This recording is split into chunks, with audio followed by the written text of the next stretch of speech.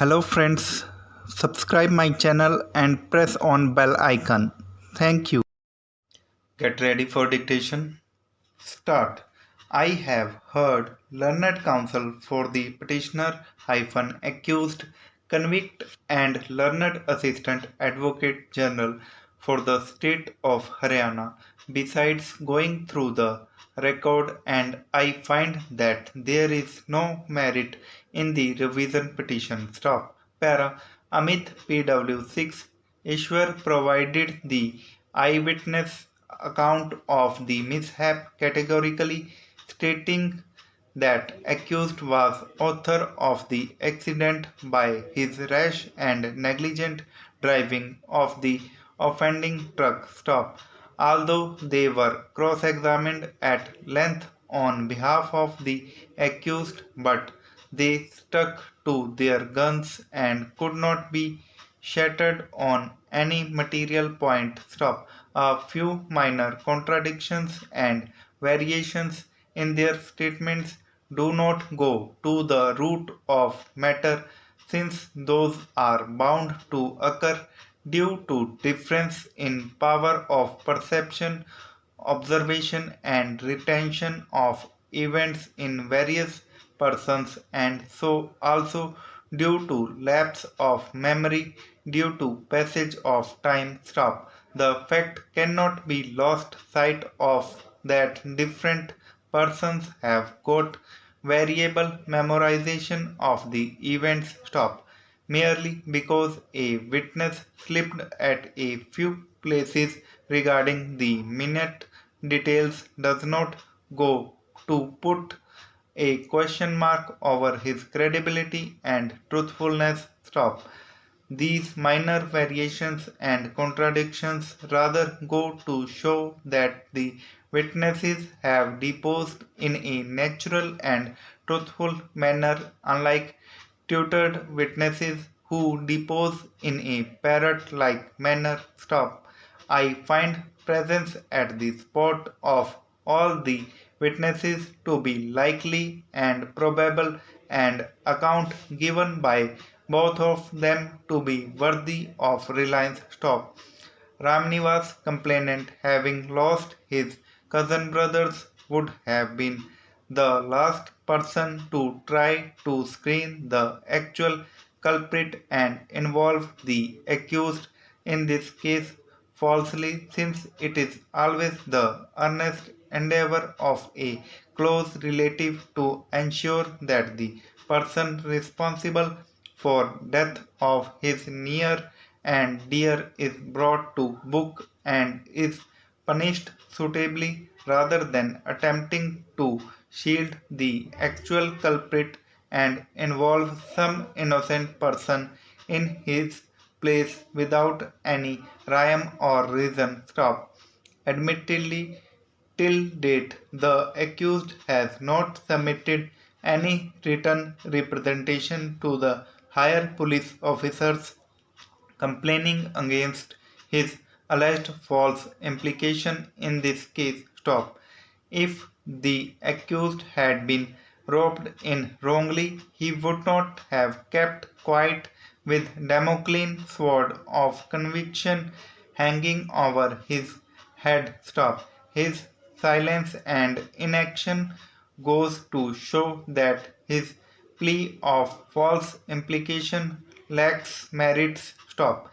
There is nothing on record to show that the investigating officer had any axe to grind with the accused, spurred by which he might have involved the accused in this case wrongly while letting off the real culprit. Stop. Had the same been done in normal circumstances, the accused would have agitated the matter, bringing it to the notice of higher police authorities, but then admittedly none of that sort was done by the accused. Stop. As a matter of fact, the investigation has been conducted in a fair and impartial manner. Stop. The medical evidence corroborates the ocular evidence so does the remaining evidence adduced by the prosecution. Para.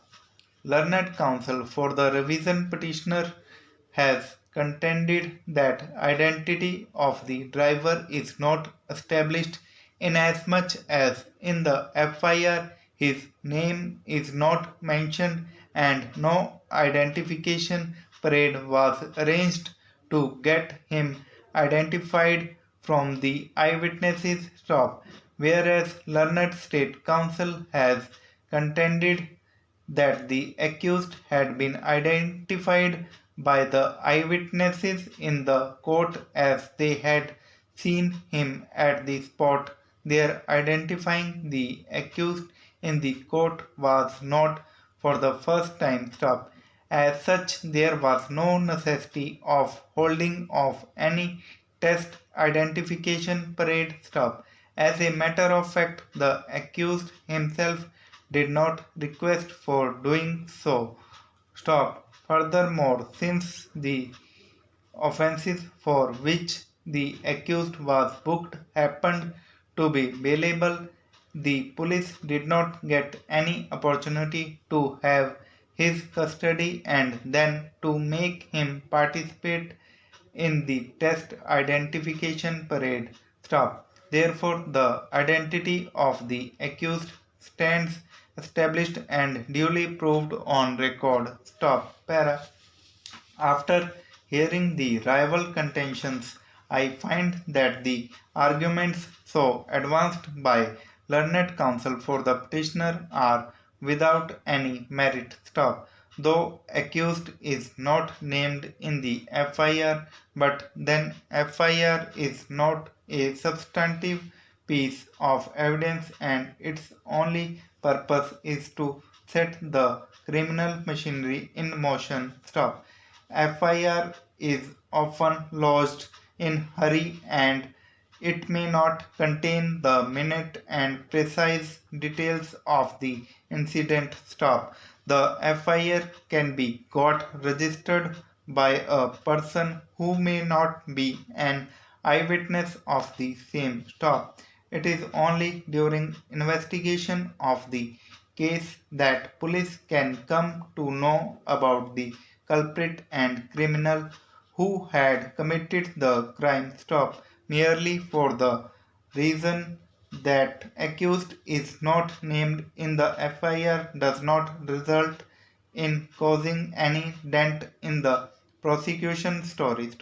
Though FIR was registered on 1/2/2008 and accused was arrested on 12/2/2008 after a lapse of 12 days, but then that by itself does not go to show the innocence of the accused.